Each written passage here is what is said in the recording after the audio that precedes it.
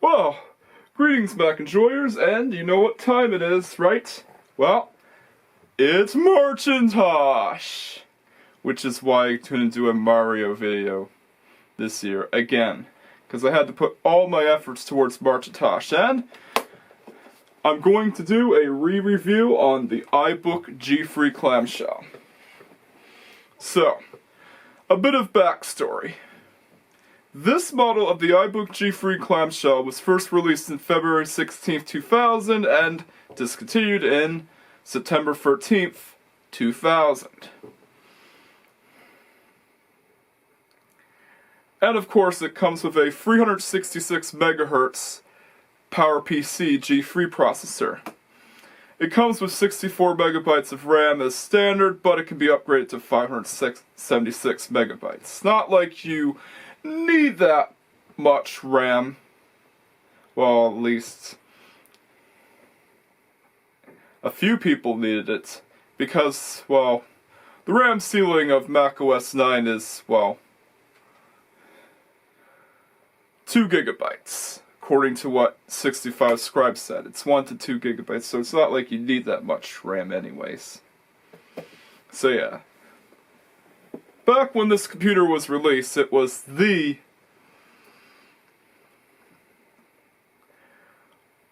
first laptop to take on the design language of the iMac G3. This was part of the 4-computer strategy that, well, Steve Jobs had came up with earlier. He wanted to simplify the Mac product line and only have 4 computers. Because, well, if you know anything about Mac history, you'll know that in previous years, before Steve Jobs came back as CEO, there was a lot of confusion, a lot of overlap with the Mac lineup. And even when Gil Amelio tried to reduce the number of products in the Mac line, there was still a lot of products in the Macintosh line. So Steve Jobs wanted to simplify it to 4. But then he came up with all sorts of variants and versions of each computer, like different colored variants of the iMac G3,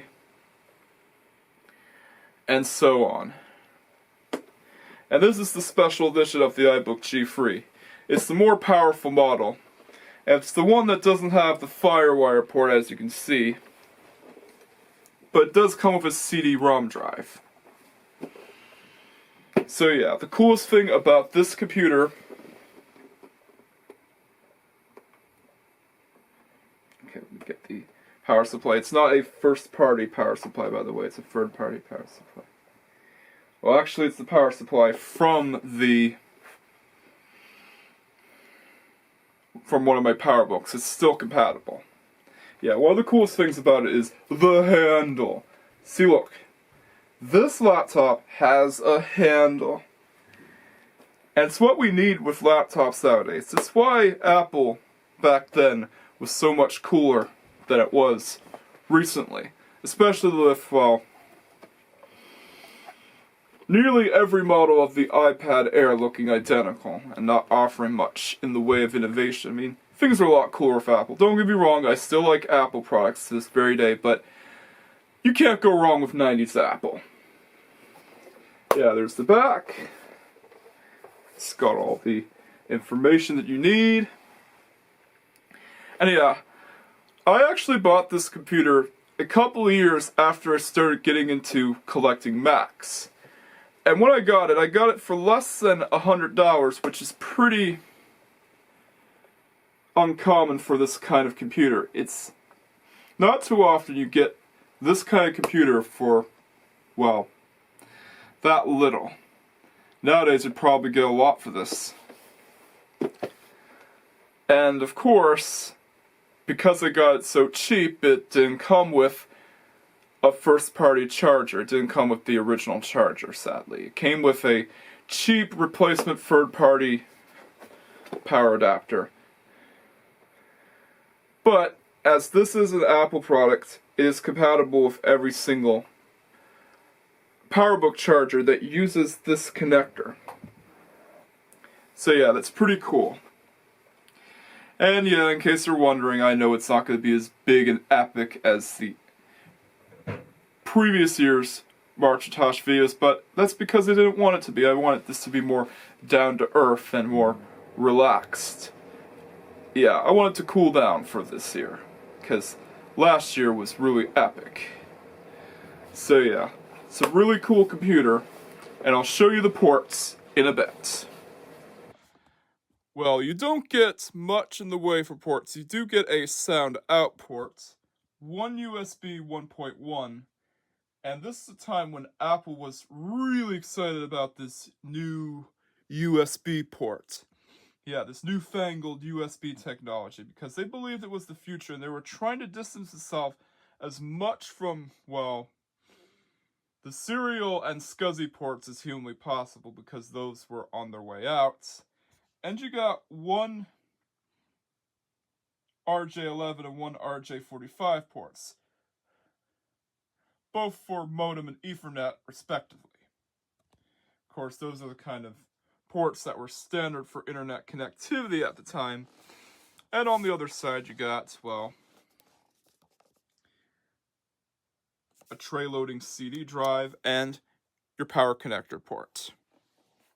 Yeah, not much for ports, sadly. But sometimes the best things in life are simple. However, you do get some cool stuff going on with the keyboard. Yeah, like if you can get these tabs unlatched, sometimes you gotta get a fingernail or have two hands to do it. Yeah, if you get these two tabs unlatched,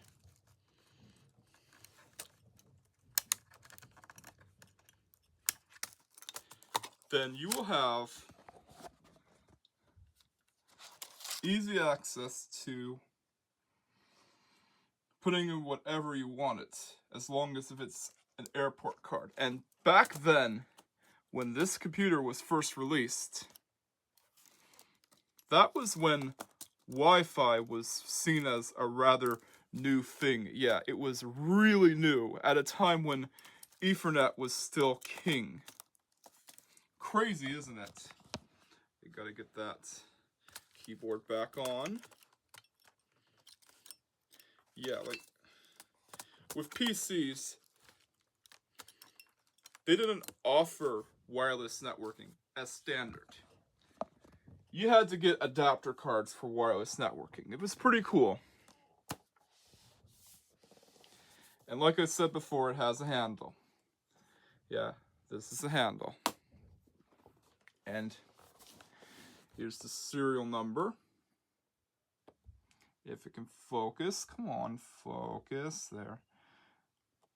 And all the information on the bottom, which of course is unrecognizable to the computer, but it was made in Taiwan, as it was one of the many factories that Apple had relied on and used for quite a while. So yeah, pretty cool computer, and in a bit we're going to demonstrate its capabilities by showing off a few Mac games. So let's go. Alrighty, so this is how the iBook G3 opens. Yeah, it opens like a clam, hence the name, Clamshell.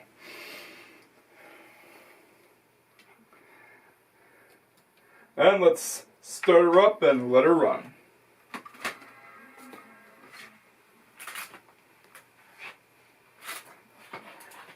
Here we go.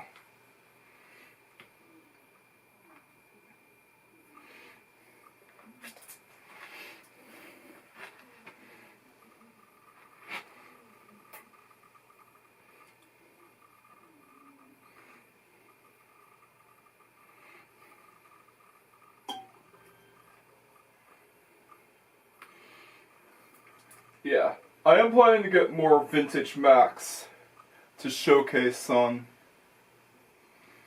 Museum of Apple Computers, especially when it comes to MARCHintosh.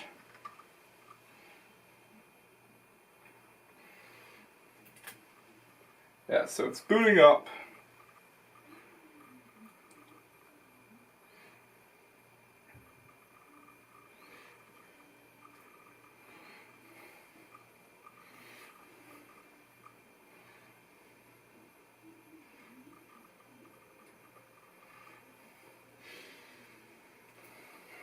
Okay. Yeah, it's got the network error. Network time error because it has a dead clock battery. It's common with Macs. It's not really anything special. So we're going to go to About This Computer. We're going to go to About This Computer and yeah. It's running macOS 9.2.2. Yes, you can run macOS 10.3 on it, but I don't think it runs well on this computer. I don't think Jaguar would run well either, since it was designed for the classic macOS after all.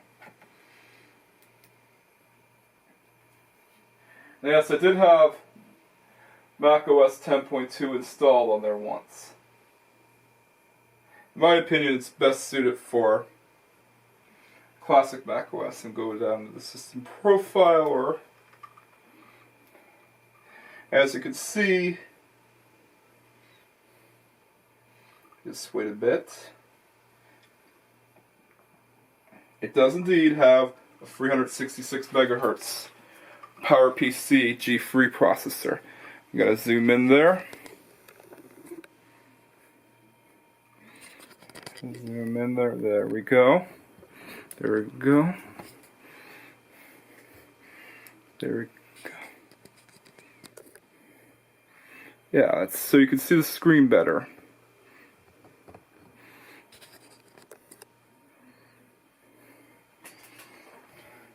And I'm going to demonstrate the capabilities of this computer by, well, running SimTower. Yeah, I was going to play Ginny Zala's Pinball, but the problem with that is that it has rather suggestive themes. I mean, the certain women do wear suggestive clothing. It's not good for, well, MARCHintosh. It's supposed to be family friendly, and that game's barely family friendly. No offense to people who do like it, by the way. So yeah, SimTower.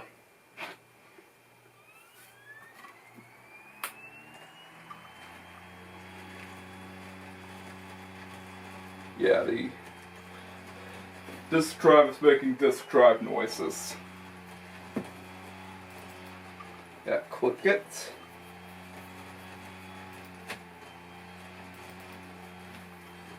Click, click, click, click, click, click, click, click, click. Yes, I would like to.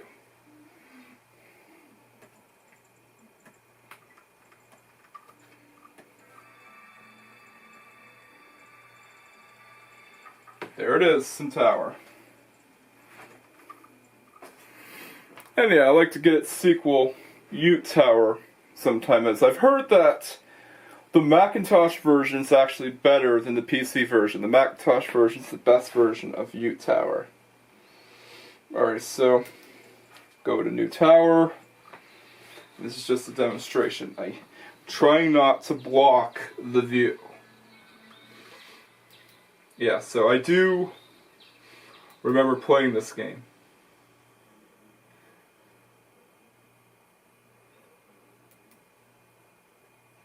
Okay, I don't remember what to do.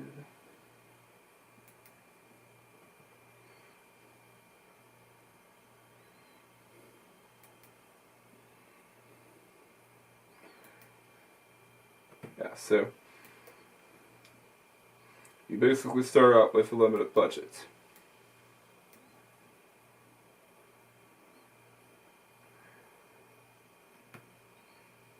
Now,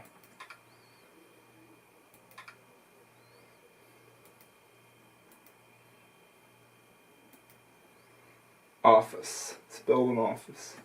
I don't remember what to do.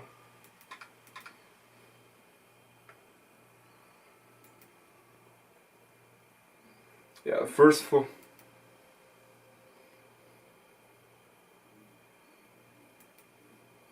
Yeah, so you need to build the lobby. It's been a while since I played this game. I haven't played this game in years. Yeah, which does make me feel nostalgic for it. Yeah, there's the lobby.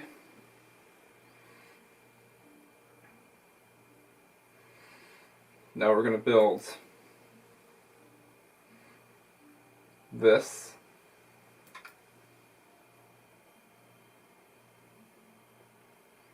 Yeah, so you cannot place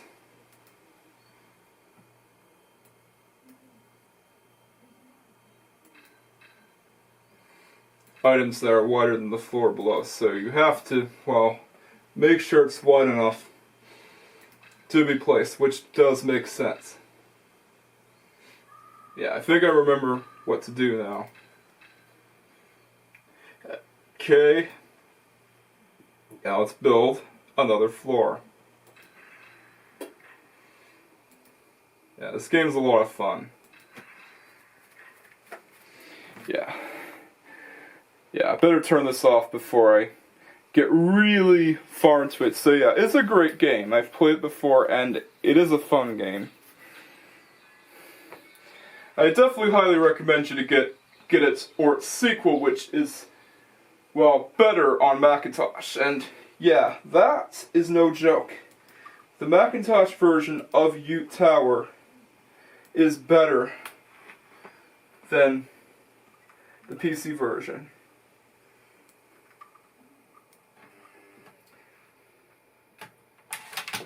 So yeah, highly recommend it.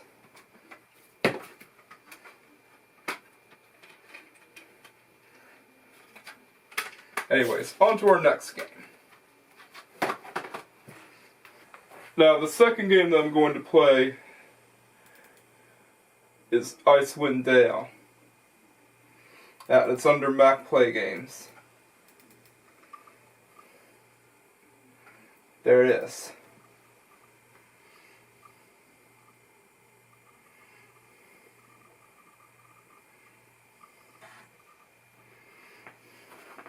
Yeah, this was back when Mac Play handled all Mac conversions, well, nearly all Mac conversions of popular PC games.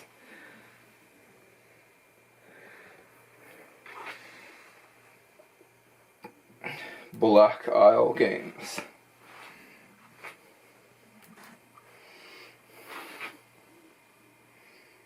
Yeah.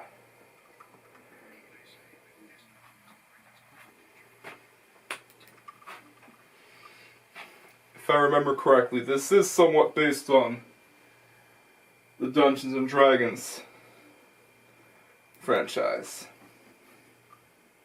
Alright, so we got single player or TCCIP. Or TCIP. Yeah, that means multiplayer. LAN party. Alright, let's create a game and get ready.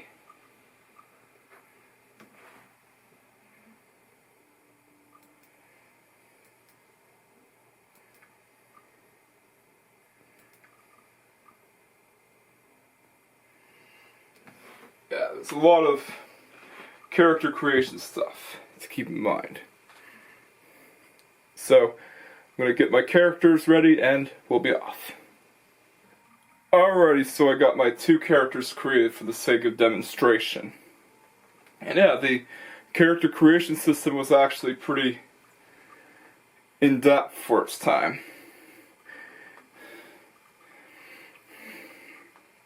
Yeah, like, I'm not going to go into too much detail. I'll save that for a potential review.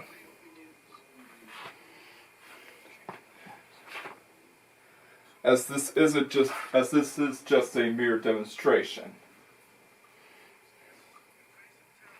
So let's...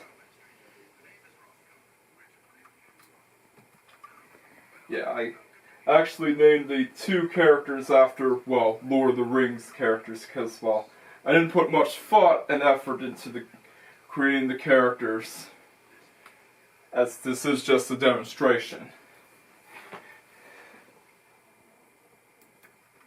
Yeah. Yeah. Gotcha.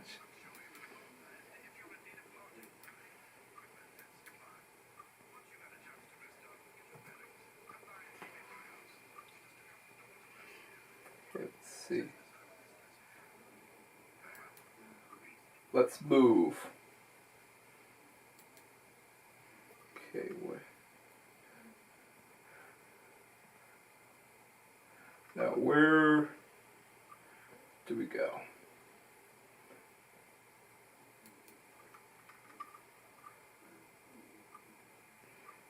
That looks like a door.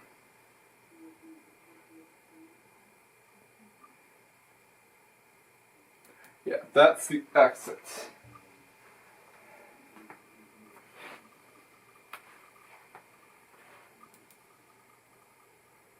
Okay, it's going to take a bit to load. There we go. Let's see if we can find an enemy. Yeah, can't go there. We can go there. This is another one that I haven't played in years.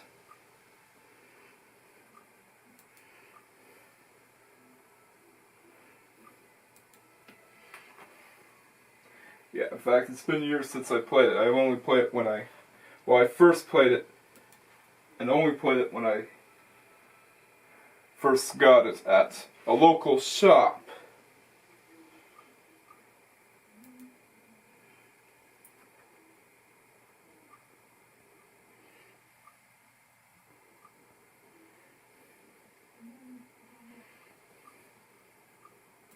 So yeah, I only created 2 characters.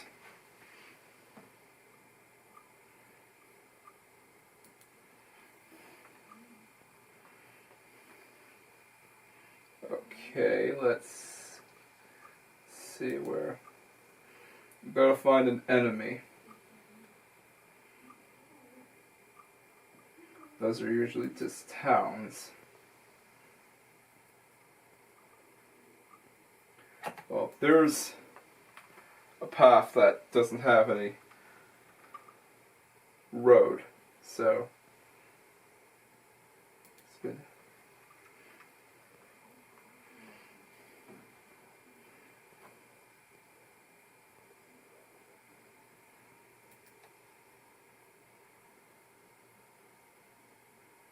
Yeah.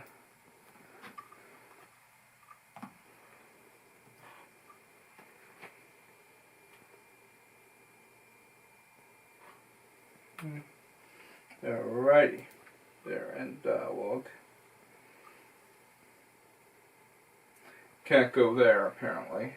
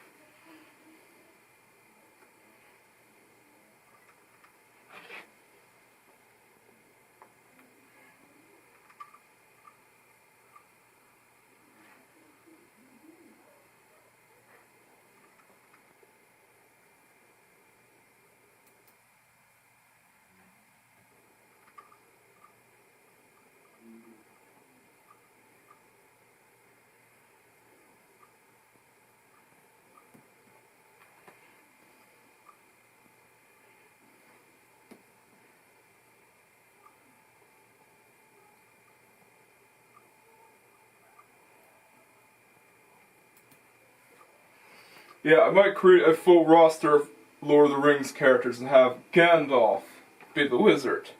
Well, Gandalf is a wizard in the movies. So yeah, it would make sense to have him be the basis for the wizard. Well, duh, of course Gandalf is a wizard, aka sorcerer. Yeah, anybody who's seen the Lord of the Rings movies knows this.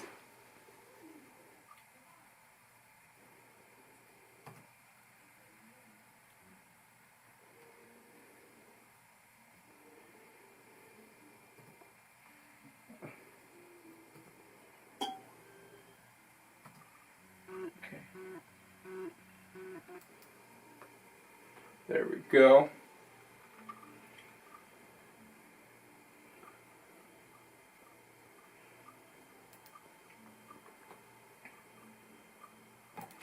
Oh, look.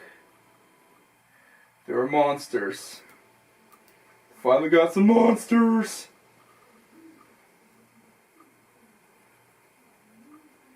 We're outnumbered. Jeez.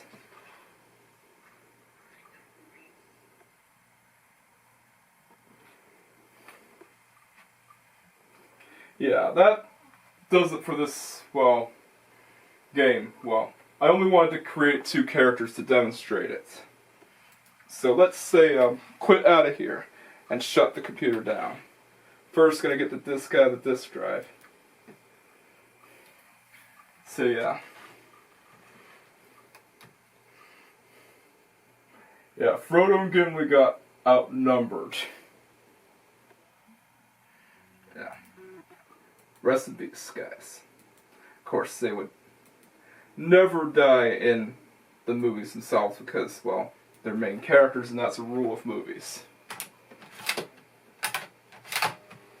Anyways, it's time to shut down.